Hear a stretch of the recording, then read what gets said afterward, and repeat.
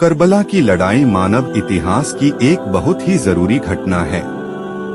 यह सिर्फ एक लड़ाई ही नहीं बल्कि जिंदगी के सभी पहलुओं की मार्गदर्शक भी है।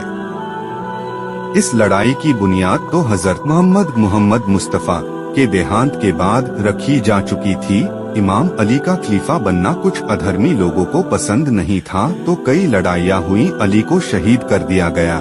तो उनके पश्चात हजरत इमाम हसन इब्न अली खलीफा बने, उनको भी शहीद कर दिया गया। उस समय का बना हुआ शासक यजीद माना जाता है कि दुष्ट और अत्याचारी था और अपनी हुकूमत में गैर इस्लामिक काम किया करता था। इराक और कूफा के लोगों ने हजरत इमाम हुसैन को कई खत लिखकर कूफा आने को कहा ताकि वो उनके हाथों में बैठ करके उन्हें अपना खलीफा बनाए, लेकिन यजीद चाहता था कि हुसैन उसके साथ हो जाए। वह जानता था अगर हुसैन उसके साथ आ गए तो सारा इस्लाम उसकी मुट्ठी में होगा। लाख दबाव के बाद भी हुसैन ने उसकी किसी भी बात को मानने से इनकार कर दिया, तो यजीद ने हुसैन को रोकने की योजना बनाई। 4 मई 680 में इमाम हुसैन मदीने में अपना घर छोड़कर शहर मक्के पहुँचे, जहां उनका हज करने का इरादा था, लेकिन उन्हें पता चला कि दुश्मन हाजियों के भेष में आकर उनका कत्ल कर सकते हैं। हुसैन ये नहीं चाहते थे कि काबा जैसे पवित्र स्थान पर खून बहे। फिर इमाम हुसैन ने हज का इरादा बदल दिया और शहर कूफे की ओर चल दिए। रास्ते में दुश्मनों की फौज उन्हें घेर कर करबला ले आई। इमाम हुसैन ने करबला में जिस जमीन पर अपने खेमे तंबू लगाए, उस जमीन को पहले इमाम हुसैन ने खरीदा, फिर उस स्थान पर अपने खेमे लगाए। यजीद अपने सरदारों के द्वारा लगातार इमाम हुसैन पर दबाव बनाता गया कि हुसैन उसकी बात मान ले। जब इमाम हुसैन ने यजीद की शर्तें नहीं मानी तो दुश्मनों ने अंत में नहर पर फौज का पहरा लगा दिया और हुसैन के खेमों में पानी जाने पर रोक लगा दी गई। यजीद की फौज को देखकर कूफा इराक के लोग, जिन्होंने इमाम हुसैन को बुलाया था अपना खलीफा बनाने के लिए, उन्होंने ने भी साथ छोड़ दिया।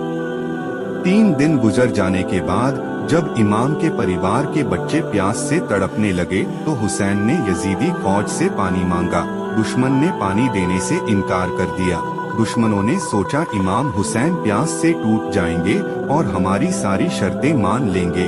जब हुसैन 3 दिन की प्यास के बाद भी यजीद की बात नहीं माने तो दुश्मनों ने हुसैन के खेमों पर हमले शुरू कर दिए।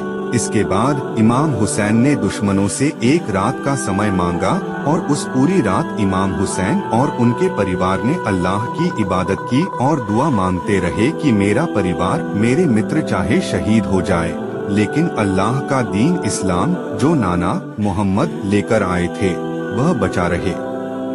10 अक्टूबर 680 को सुबह नमाज के समय से ही जंग छिड़ गई। जंग तो कहना ठीक न होगा, क्योंकि एक ओर लाखों की फौज थी, दूसरी तरफ 72 सदस्यों का परिवार और उनमें कुछ मर्द। लेकिन इतिहासकार जंग ही लिखते हैं।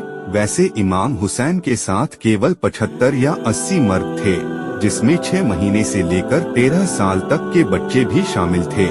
इस्लाम की बुनियाद बचाने में करबला में 72 लोग शहीद हो गए, जिनमें दुश्मनों ने 6 महीने के बच्चे अली असगर के गले पर 3 नोक वाला तीर मारा। 13 साल के बच्चे हजरत कासिम को जिंदा रहते घोड़ों की टापों से रौंद डलवाया और 7 साल 8 महीने के बच्चे और मोहम्मद के सिर पर तलवार से वार कर शहीद कर दिया था।